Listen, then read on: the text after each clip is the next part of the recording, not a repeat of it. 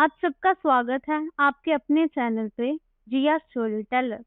तो अब से हमारी कोशिश रहेगी कि हम किसी ऐसे व्यक्ति विशेष की कहानियां लाएं जो हर एक की पसंद हो, चाहे वो किसी भी उम्र के हों।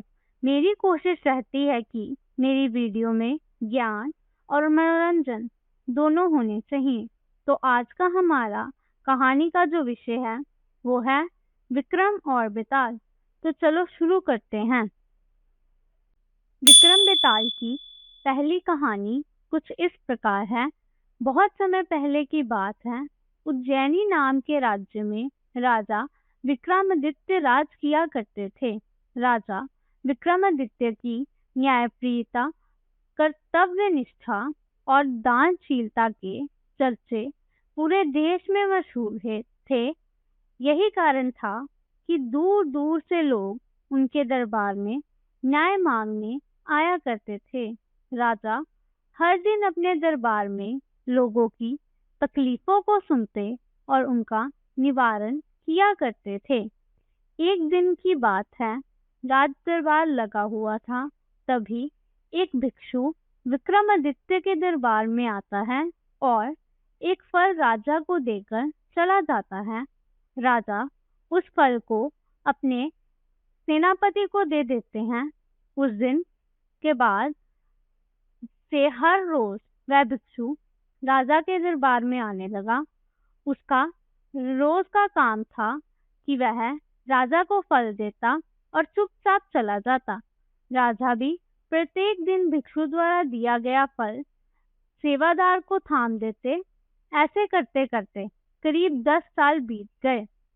एक दिन जब भिक्षु फिर राजा के दरबार में आकर फल देता है, तो इस बार राजा फल सेवादार को ना देकर वहां मौजूद एक पालतू बंदर के बच्चे को दे देते हैं।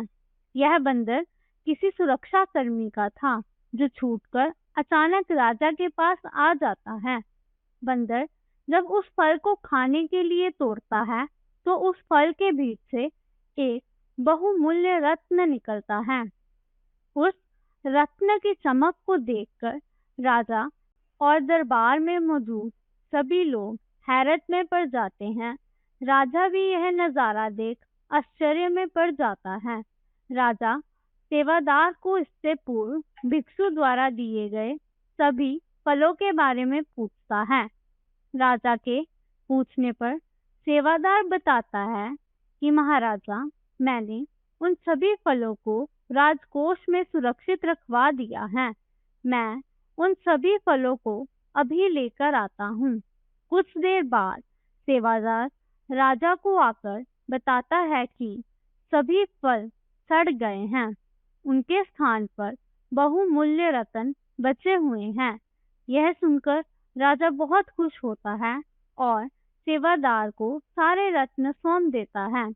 अगली बार जब भिक्षु फल लेकर दोबारा विक्रमादित्य के दरबार पहुंचता है तो राजा कहते हैं, भिक्षु, मैं आपका फल तब तक ग्रहण नहीं करूंगा जब तक आप यह नहीं बताते कि हर दिन आप इतने बहुमूल्य भेंट मुझे क्यों अर्पित करते हैं। राजा की यह बात सुनकर भिक्षु उन्हें एकांत स्थान पर चलने को कहता है। एकांत में ले जाकर भिक्षु राजा को बताता है कि मुझे मंत्र साधना करी है और उस साधना के लिए मुझे एक वीर पुरुष की जरूरत है। क्योंकि मुझे तुमसे वीर दूसरा कोई नहीं मिल सकता, इसीलिए यह बहुमूल्य उपहार तुम्हें दे जाता हूँ।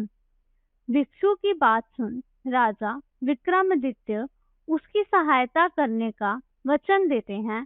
तभी भिक्षु राजा को बताता है कि अगली अमावस्या की रात को उसे पास के शमशान आना होगा, जहां वह मंत्र साधना की तैयारी करेगा। इतना कहकर भिक्षु वहां से चला जाता है। अमावस्या का दिन आते ही राजा को भिक्षु के बाद याद आती है और वह वचन के अनुसार शमशान पहुंच जाते हैं। राजा को देखकर भिक्षु बहुत प्रसन्न होते हैं। भिक्षु कहता है, हे राजन, तुम यहाँ आए मैं बहुत खुश हुआ कि तुम्हें तुम्हारा वचन याद रहा। अब यहाँ से पूर्व की दिशा में जाओ, वहाँ एक महाशमशान मिलेगा। उस महाशमशान में एक शीशाम का एक विशाल वृक्ष है। उस वृक्ष पर एक मुर्दा लटकता हुआ है। उस मुर्दे को तुम्हें मेरे पास लेकर आना है। भिक्षु की बात सुनकर राजा सीधे उस मुर्दे को लेने चला जाता है। महाशमशान में पहुंचने के बाद राजा को एक विशाल शीशम के पेड़ पर एक मुर्दा लटकता हुआ दिखाई देता है। राजा अपनी तलवार खींचता है और पेड़ से बंधी डोर को काट देता है। डोर काटते ही मुर्दा जमीन पर आ गिरता है और जोर से चीखने की आवाज आती है। दर्द भरी चीख सुन राजा को लगता है कि शायद यह मुर्दा नहीं बल्कि कोई जिंदा इंसान है।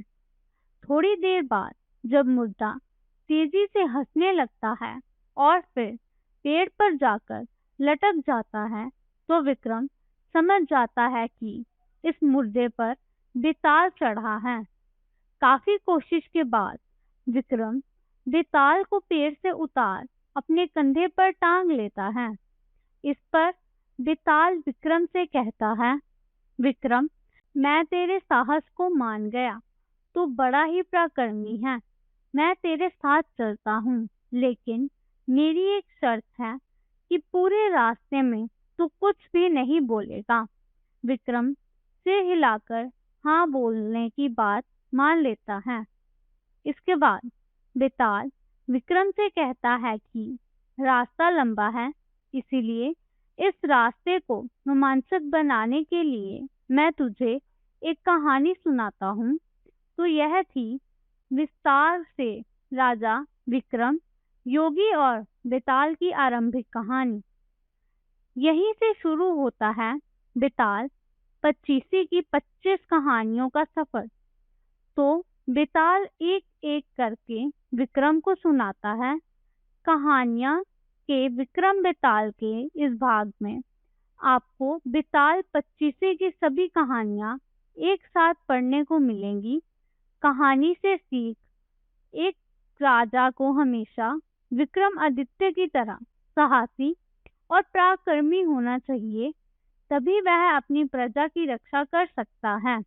तो बाकी की कहानियाँ आपको हमारी अगली वीडियोस में सुनने को मिलेंगी। तो दोस्तों, आपको हमारी वीडियो कैसी लगती है कमेंट करके ज़रूर बताइए, और आपके पास मेरे लिए कोई सुझाव है तो कृपया मुझे कमेंट में ज़रूर बताइए। प्लीज़ मुझे सपोर्ट कीजिए और मेरी वीडियो को लाइक करें। नमस्कार, आदाब, सत श्री अकाल, गुड बाय। मिलते हैं अगली वीडियो में। भारत माता की जय।